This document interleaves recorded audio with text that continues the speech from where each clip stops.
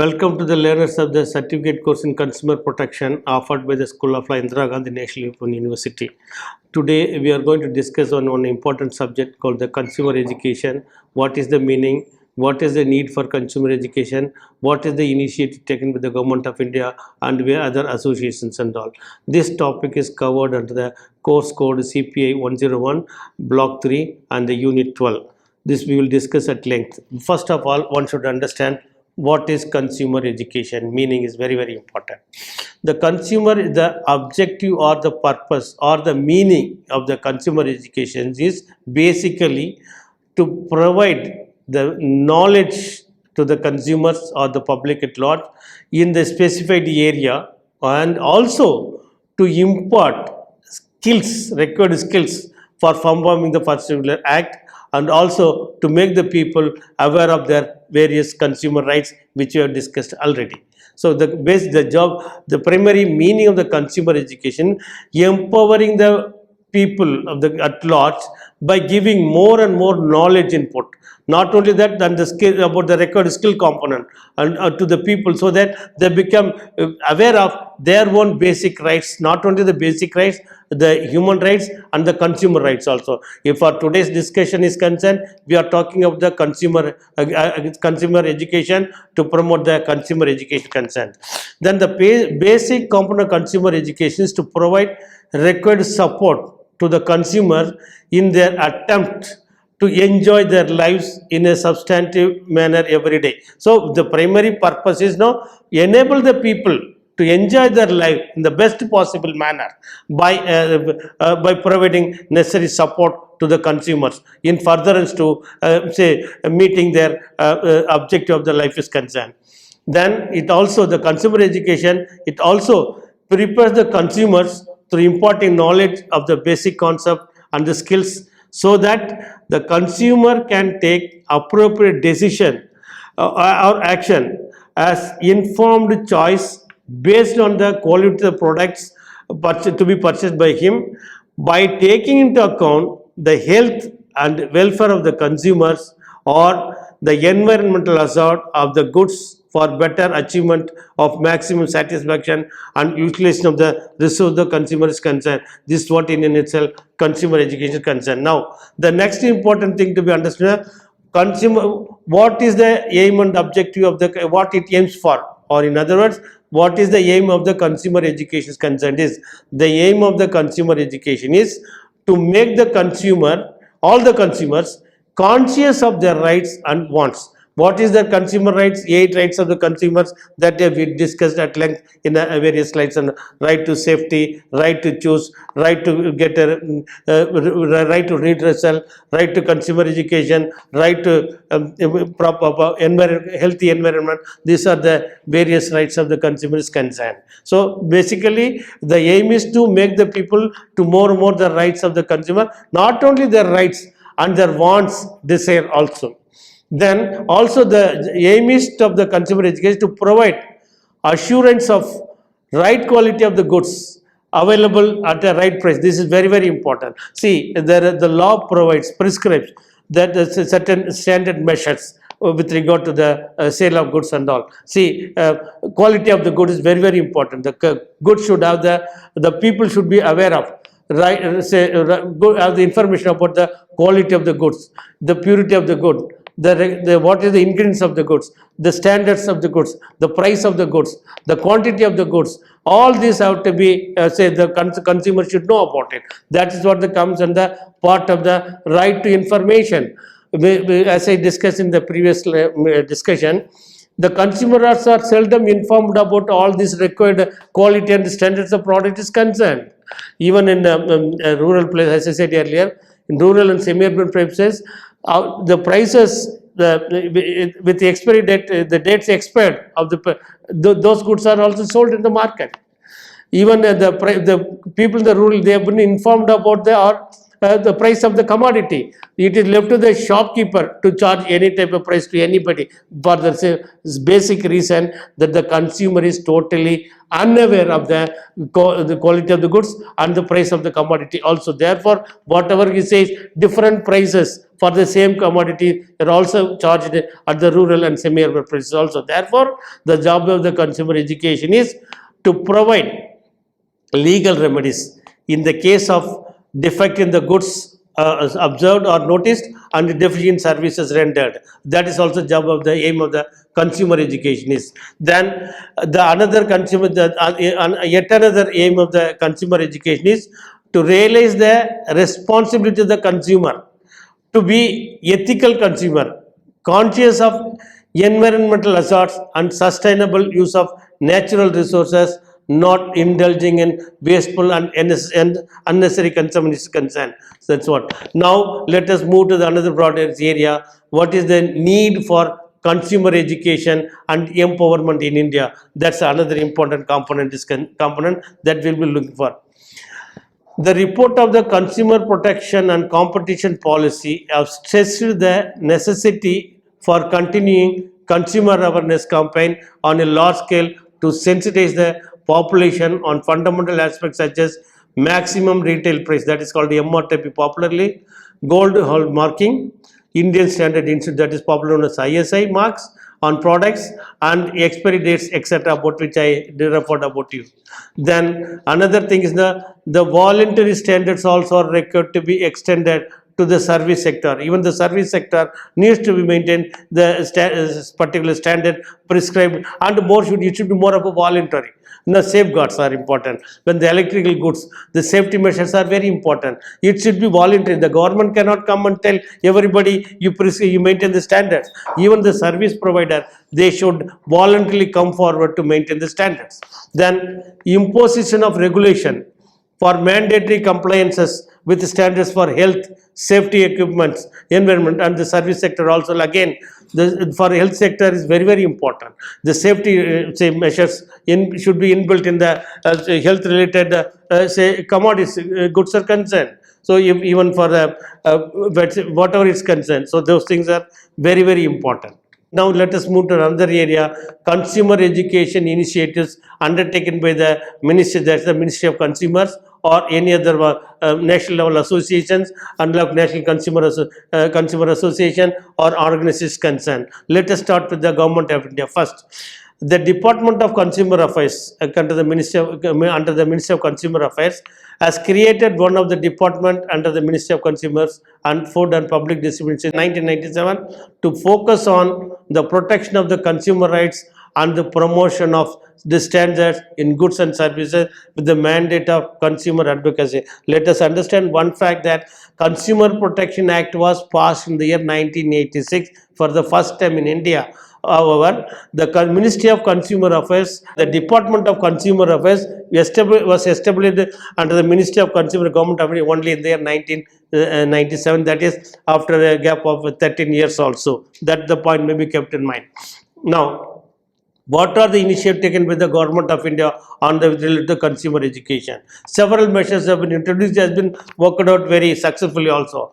The one such things are the Grahak Suvidha Kendra. It was launched on a pilot basis at 6 locations at Bangalore, Patna, Jaipur, Ahmedabad and Calcutta, basically to provide a host of consumer support services managed by the Ministry of Consumer Affairs. Then 5 Grahak Seva Kendras have come into effect from 13th June 2015. In addition to that, an interministerial group of consumer advocacy has been constituted to foster policy coherence and coordinated action to prevent consumer detriment in the key sectors like food, agriculture, health, commerce, industry, transport, financial service and basically these are the basic goods and services on which the government was concentrating on. Food is very, very essential. Agriculture is equally important. Health is very, very important. And the transport, financial services, banking services and financial services and housing are very, very important. So on this aspect, this group has been constituted. Now, another important initiative in the government was Jago. I'm sure those who watch TV and radio, they must have heard about n number of times. Jago. That is one of the popular Government of India scheme that is made for a countrywide multimedia awareness campaign started by the department since 2005 on various issues related to the consumer rights and responsibilities across a diverse 43 subjects. It has various all subjects are covered in this. Jago has been become a household maxim now these days. Thus, this campaign is implemented through the Director of Audio and Visual Publicity, the Doordarshan Network, and All India Radio. Every time you will hear this slogan on this scheme, Jago, it becomes a household say name as well. Now, another issue, the initiative taken are consumer helpline, very important, very successful. It's through online only. No, what is that consumer helpline means? No, the national consumer helpline operates through the toll-free number 1800114000 from the Indian Institute of Public Administration, Delhi, for counseling the consumer to redress their grievances. Actually, this consumer helpline is housed in the at the Indian Institute of Public Administration, New Delhi, where a separate cell is created, and there have been large number of people have been appointed to hear the grievance of the consumer. That means by anybody who is having the grievances of the consumer with regard, if they face any difficulty or problem or not getting record relief, they can dial this number 1800114800, and once somebody will attend this, then you can express your grievances, and if there is a need, they will guide you properly. Or so even you can send an email. You can type your grievances, you can mail it also. Now through online, its system work very effectively. What this consumer helpline says, no, they receive that written grievances by mail, and they forward it to the concerned company or the seller of the goods and seek their response on that. It has been told that we have a discussion with them. Nearly 60% of the grievances received are settled through the consumer helpline network, meaning thereby there was in the absence of consumer helpline, the consumer courts would have received more and more number of cases on daily basis. So because of this consumer helpline mechanism, 50 to 60% of the grievances are addressed by through the consumer helpline. It has become very useful and very effective. Similarly, it is at the national level is this number, and at the state level also at the consumer helplines have been provided. The state consumer helplines set up by the state government with the financial from the central government. The objective is to encourage a dedicated consumer grievance redress mechanism at the state level and help in resolving the cases through the mediation process. Again, the Consumer Protection Act introduced in the 2019 had provided for a room for a settlement of the dispute through the mediation process. Mediation process, very simply in a very simple manner means that where the grievances of the consumer grievance can be settled amicably with the involvement of the third person called a mediator, who is totally unknown to both the parties concerned. And now these days, keeping with the large number of cases pending with the civil courts, criminal courts, and in this quasi-judicial body like consumer forum, the lawmakers have thought it proper to provide a platform or for the settlement of this disputes or the grievances amicably by the parties concerned, with the help of the third person called the umpire or who is called the mediator. The advisors at the state consumer helpline provide pre-purchase information, post-purchase advice, guidance and information, and also offer next step advice for resolution or redressal of the grievances. Now, so far we have discussed the initiatives taken by the central government. Now let us talk about the initiatives taken by the state governments also. The state consumer helpline knowledge resource management portal, it is also linked. And under this, the consumer welfare fund is created at the separate there is a separate fund for called the consumer welfare fund. The object of this fund is to provide financial assistance to promote and protect the welfare of the consumer and create awareness among the consumer and strengthen the voluntary consumer movement in the country, particularly in rural areas. See, even today, the 60% of the 60 to 70% of the population are living in rural areas. They are more 70 to 80% of them illiterate. They are unable to read and write and all. With the result, they are not in a position to enjoy their full rights. In such type of cases, the Consumer Welfare Fund is created for the purpose of helping the rural consumers to fight for their own rights. But even the financial assistance are also provided to the rural consumers for the purpose of fighting their own case before the consumer courts. There is a separate guidelines are there. You have to make an application to the consumer court. If they based on this verification of the requirements, then the assistance are being provided. Then next the initiatives, Consumer Education and Research Center at Ahmedabad. That's concern, and it's a say association. It's an independent association.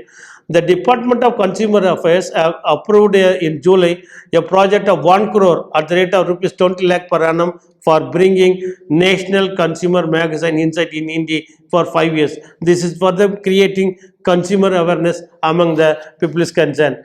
Then another important institutional mechanism created are Advertising Standards Council of India, ASC calls, New Delhi. And for this purpose, the government of that rupees 10 lakhs for 1 year was sanctioned to this Advertising Standards of India for the purpose of resolving complaints on misleading and false advertisements. So these days, this misleading through you to open the television, the 90% of the time is considered by the advertisement only, and most of the time this is false advertisement. They say that you consume this product, your weight will reduce by 30 kg. Those who are lean, those who are underweight, they say that you get this tablet, you will acquire weight by 5 to 10 kgs in 5 to 10 days. And these are most of the advertisements are misleading, misrepresenting, and they use a false advertisement also. Recently, the government has to come heavily, and the Consumer Protection Act put a liability clause, the product liability clause, wherein it was if the promoters of the particular commodity, they should be, if they promote a product without having the adequate proof and evidence, the promoters will also be held liable and all. That's why these days the celebrities have become, the celebrities identified for promoting goods have become more cautious and careful. So now liabilities cost out upon them also. So they cannot simply come and say whatever the script given by the producer and manufacturer. Now the promoters have to verify whether what is the script given to them is correct or incorrect. Without doing that, they will definitely land into trouble. Then Consumer Unit Trust Society cuts Jaipur based, and the department has provided financial support of 33.45 lakhs to conduct a study on consumer safety in India and to provide state of consumer safety in India report is concerned. Then Center for Comparative Testing of Products and Services, Voice Society. The Voice Society New Delhi undertook comparative testing of 6 products and 2 services during the year 2014 at the cost of rupees 40 lakhs with the objective of disseminating the empirical data on product quality and safety basis only. These are the initiatives. Then few more initiatives are there. The concert, Chennai based, a project proposal of the comparative testing by the concert, a Chennai of 16 products and 4 services at the cost of 142.3 lakh crores. That was the contribution made to Department of the Consumer Affairs to the extent of 128.0 lakhs approved by that is given to by the government of India to the concern for undertaking research studies on this. Then Consumer Online Research Empowerment is another center created with the help of the financial assistance of the government of India.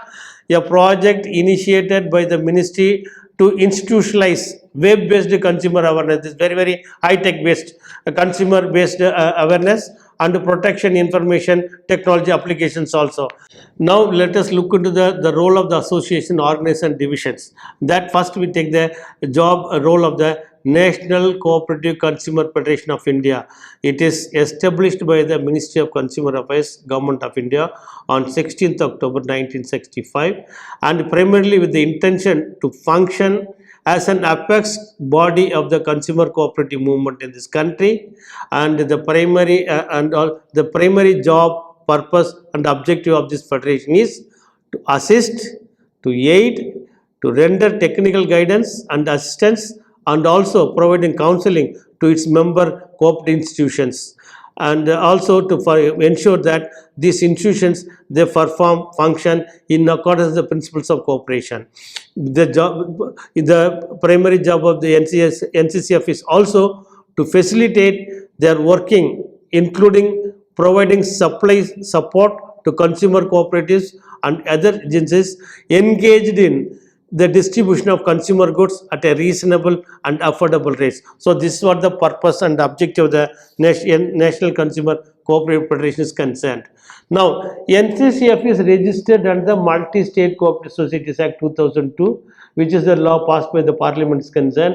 With this applicable to cooperative societies having area operation in more than one state, and the NCCF head office situated at Delhi, only the Ministry of Consumer Affairs itself, and it operates through a network of 29 regional offices located in different parts of the country. So this is what about the National Consumer is concerned. Now next we move on to the Bureau of Indian Standards. That's another important the network that is working in our country is concerned, very important.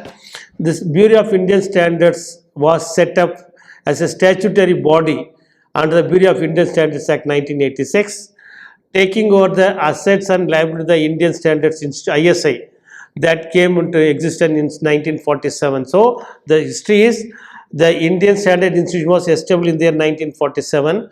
Later on, it was converted into the Bureau of Indian Standards Act by virtue of the provision of the Indian Standards Act 1986.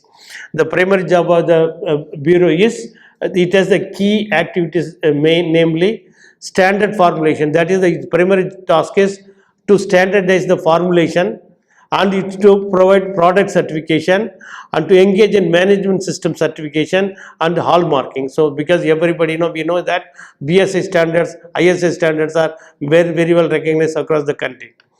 However, the Department of Consumer Affairs has proposed a significant amendment to the BS Act and the Bureau of Indian Standards Act in the year 2015. Now, those things have been brought into force also, though Bureau of Indian Standards is one of the important things. Then, International Organization for Standards, ISO, that's another important aspect to be understood. ISO is an independent, non-governmental organization and the world's largest developer for voluntary international standards. BIS is founder member of the ISO, and its activities involved in the development of international standards by acting as a participating member observer for various technical committees, subcommittees, working groups and all. Now then another one, the National Testing House, NTH, National Testing House called, and this is a premier test and quality evaluation laboratory for industrial, engineering and consumer products and the administrative control of the Government of India since 1912. Then this century-old scientific and technological organization was established initially by the Indian Railway Board as a captive test and quality evaluation laboratory, originally known as the Government Test House at Alipur in Calcutta. And the primary the objective was to it was established with the view to examining the quality of the various products meant to be used by the Indian Railways. The first regional laboratory was set up by the NTH in Mumbai in the year 1963, and at Chennai in 1975, Ghaziabad 1979, Jaipur at 1994, and Govt in 1996. Then the next important as well, legal methodology division, another important thing. The Department of Consumer Affairs again oversees the implement the Legal Metrology Act is passed by the Parliament, and it looks about the standards and weights of the prescribed under the law for various items are concerned. The aim of the Legal Metrology Act 2009 is to safeguard the interest of consumers with the view to get the correct quantity for the correct right price charged by the traders by ensuring use of the correct tested, calibrated and certified weights and measures. The regional reference standards laboratories are located at various places like Ahmedabad, Bangalore, Bhubaneswar, Faridabad and Guwahati. Now let us move into the another final discussion on this, the price monitoring cell. It is tasked with the monitoring prices of selected commodities. The monitoring is done in respect of both retail price as well as the wholesale prices on a daily basis. The cell monitors the price of 22 essential commodities provided under the Essential Commodities Act 1958, which include broadly the cereals, pulses, vegetables, edible oils, sugar, milk, collected from 89 reporting centers across the country through the Civil Supply Department of States and Union. So with this discussion, we have covered the consumer education and also the initiatives taken by the central government, the initiatives taken by the state government, then initiatives taken by the various departments and the association concerned. With this, we are concluding our discussion on this topic. We thank you everyone for patiently listening this discussion. Thank you very much, please.